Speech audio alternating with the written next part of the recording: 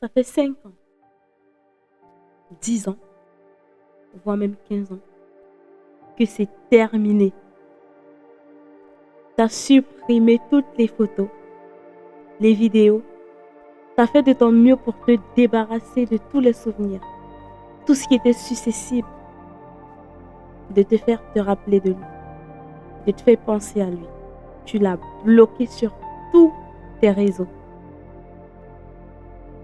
Cependant, à 2 heures du matin, ou alors en écoutant une chanson douce,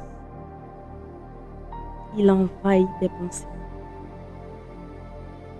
Tu as vraiment cette impression qu'il y a un fil invisible qui te ramène toujours à lui, même si tu sais qu'il est toxique pour toi. Aujourd'hui dans Wake Up, nous allons parler d'un sujet tabou.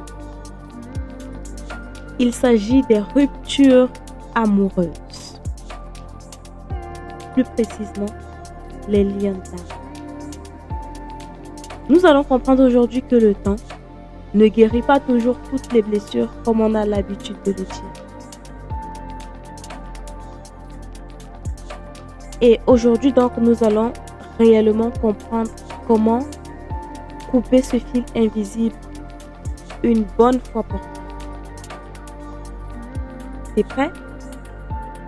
Installe-toi, prends ta tasse de thé et on y va.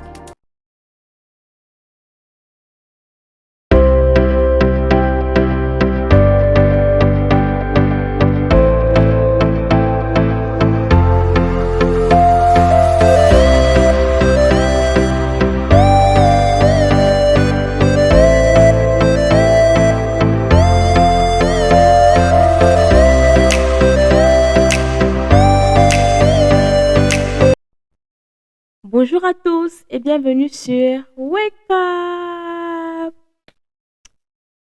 Alors, je te parle aujourd'hui de cet ex que tu n'arrives pas à oublier. Et de cela quelques années, je suis passée par là. Je m'étais engagée dans une relation toxique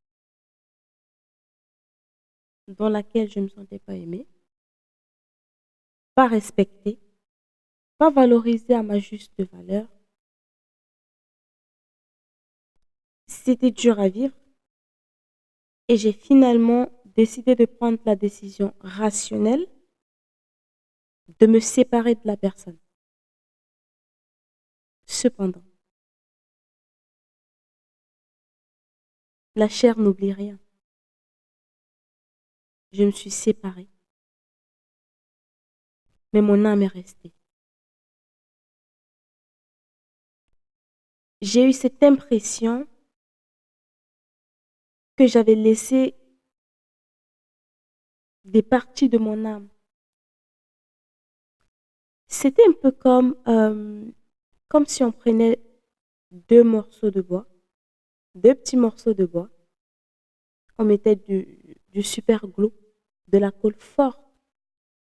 Ensuite, on colle bien, on laisse sécher et on essaye de détacher brusquement. On arrive à détacher, on arrive à décoller, mais seulement sur chacune des parties, il y a des petits débris de l'autre partie. Sur cette partie, il y a des débris de cette partie et vice-versa.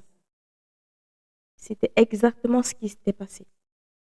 J'avais l'impression d'avoir laissé des morceaux de mon âme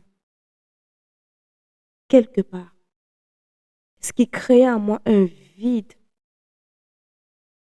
J'avais beau supprimer les photos, supprimer la vidéo,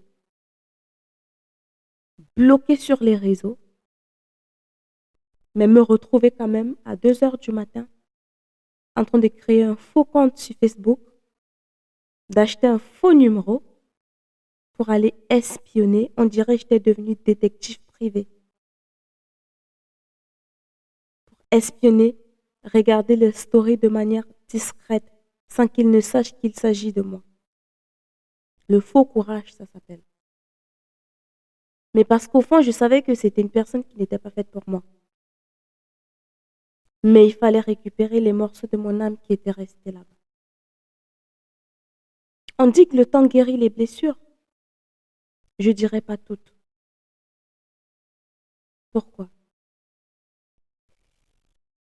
Parce qu'un lien, alors, se connaître intimement, c'est au-delà de ce que nous présentent les séries. C'est pas juste un jeu dans la chambre. C'est pas juste un jeu de jambes, comme on a l'habitude de dire. Non. C'est plus que ça. C'est une connexion spirituelle. Et les guérisons spirituelles. Alors, guérir une blessure spirituelle nécessite une intervention spirituelle. Donc, c'était au-delà de deux corps. Il y a une connexion spirituelle. Le temps n'a pas suffi. Je parle là d'une histoire d'il y a plus de 10 ans. J'avais 18 ans. Non, j'avais 19 ans. Ce fut ma première relation et ma première rupture. Extrêmement difficile. Pourquoi? Parce que on se sépare physiquement, on se débarrasse de tout, les cadeaux, on jette tout, mais seulement le corps n'oublie pas la manière dont il a été traité. Le corps n'oublie pas le corps n'oublie pas la manière dont il a été traité. Mais non, pas du tout. Voilà la partie qui a été extrêmement difficile. Et j'ai réalisé qu'il y avait des liens. J'ai réalisé que c'était au-delà. Je sais que quelquefois même, j'ai contacté 5, 6, 7, 8 ans plus tard. J'ai dû contacter la personne parce que j'arrivais pas à comprendre. Je voulais comprendre pourquoi j'arrivais pas réellement à oublier. Mais vraiment, à chaque fois que j'étais couchée dans mon lit, toutes les images d'il y a 5, 6, 7 ans, j'avais l'impression que c'était tellement fraîche dans mon cerveau. J'ai essayé de trouver des solutions par moi-même. J'ai essayé de trouver des solutions par moi-même en me mentant, en vivant un tout petit peu dans le déni, en essayant de recontacter la personne qui avait déjà bien sûr refait sa vie. Mais j'ai expliqué qu'il fallait qu'on parle, que j'arrivais pas moi à passer à autre chose. Donc, on a eu un rendez-vous téléphonique, nous avons échangé, j'ai posé toutes mes questions, le pourquoi du comment. Il a répondu à toutes mes questions. Après cet échange, j'ai cru que ça allait résoudre quelque chose. Mais non, jusque-là, je n'étais pas guérie.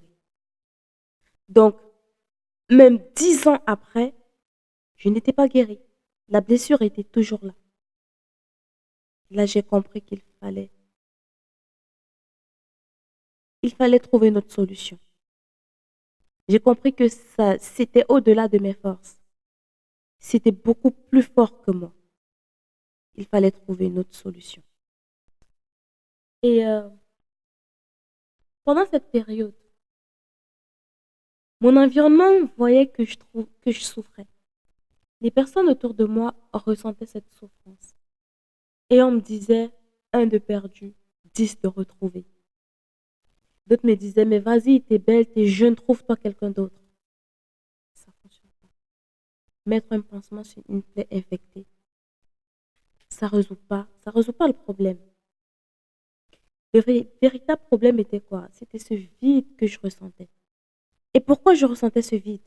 Parce qu'il était parti avec des morceaux de moi. Et moi, j'étais restée avec des morceaux de lui.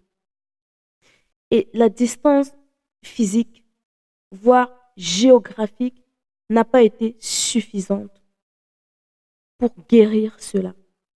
La distance, en fait, peu importe. La distance était géographique parce que finalement, les années sont passées et chacun de nous a dû refaire sa vie dans des pays différents. Mais pourtant, ça n'a pas été suffisant pour guérir cette plaie. La plaie était beaucoup plus profonde que je ne l'imaginais. La distance géographique nous séparait physiquement. J'ai envie de dire, la distance géographique séparait nos corps physiques. Mais nos âmes étaient encore liées. La Bible dit dans 1 Corinthiens, le chapitre 6, le verset 16, que celui qui se lie à la prostituée est un seul corps, une seule chair avec elle. Dieu a créé, en fait, l'intimité en soi, ce n'est pas un acte banal comme on nous fait croire aujourd'hui. Aujourd'hui, sur les réseaux sociaux, les affiches publicitaires, tout porte à croire, tout essaye de nous faire croire que l'acte sexuel est banal, qu'on peut le faire n'importe comment, avec n'importe qui, sans aucune conséquence. Ou alors, au pire, on dira, protégez-vous. On laisse croire que la seule conséquence est peut-être d'attraper une grossesse ou une maladie. Mais non, c'est au-delà. Dieu a créé l'intimité. Dieu a créé l'intimité dans le cadre du mariage. Dieu a créé l'intimité comme un scellant dans le cadre du mariage. C'est quelque chose qui doit être pratiqué par deux personnes qui sont mariées. C'est une manière pour Dieu de les sceller divinement. Mais quand on décide d'utiliser ce scellant divin, un, avec la mauvaise personne, deux, dans le mauvais cadre, ça crée une confusion dans le cerveau. Et le cerveau ne sait pas l'annuler. Parce que c'est un scellant divin et pas physique.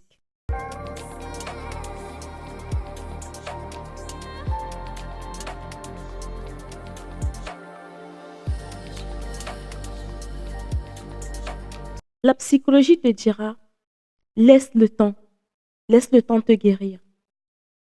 Le monde te dira, un de perdu, 10 de retrouvé, trouve-toi un autre.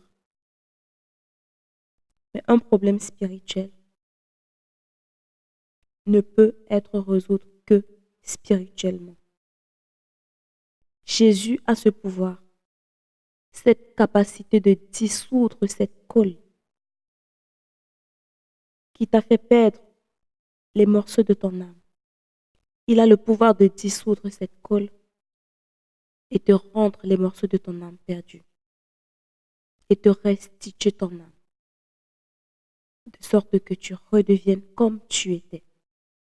Il a ce pouvoir. Alors, je te donnerai là quelques tips qui, moi, m'ont aidé à me relever de là, à retrouver la restitution complète de mon âme. Donc, premièrement, la repentance vraie et sincère. La Bible est claire. La Bible dit, si nous confessons nos péchés et nous décidons de les abandonner, Dieu est bon et juste pour nous pardonner et il jette ses péchés au plus profond de la mer et il ne s'en souvient plus. Mais si Dieu ne s'en souvient plus, pourquoi toi tu devrais t'en souvenir encore? Alors, repens-toi, demande pardon sincère, un pardon sincère. Demande pardon à Dieu d'avoir donné un accès VIP de ton corps, de ton cœur à une personne qui n'avait pas de droit divin. Demande pardon et sois honnête avec Dieu. Deuxièmement, la renonciation. La Bible est claire quand elle dit tout a été créé par la parole et les bénédictions et les malédictions sont au pouvoir de la langue. Alors tu as la possibilité d'entrer dans ta chambre, de fermer la porte. Le monde spirituel t'écoute. Tu fais une prière de déclaration. Tu brises au nom puissant de Jésus tous les liens d'âme, physique ou spirituel avec cette personne. Tu prononces le prénom. Et Dieu qui t'entend dans le secret brisera cela et te rendra ta paix. troisièmement, il faut affamer ce lien. Tu ne peux pas vouloir couper, briser un lien spirituel et continuer à le nourrir physiquement.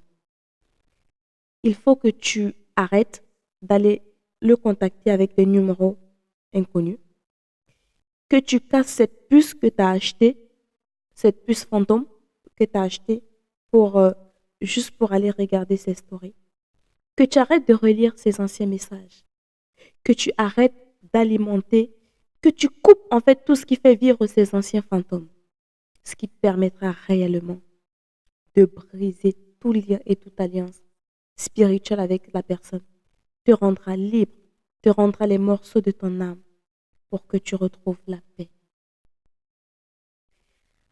La guérison ne se fera pas certainement en une nuit, mais à partir du moment où tu as brisé le lien, au nom puissant de Jésus-Christ, tu n'es plus sa prisonnière. Si cet épisode t'a délivré, tu as certainement des copines qui sont restées bloquées dans leur passé. Partage-les discrètement. Reste réveillé. À bientôt et que Dieu te bénisse.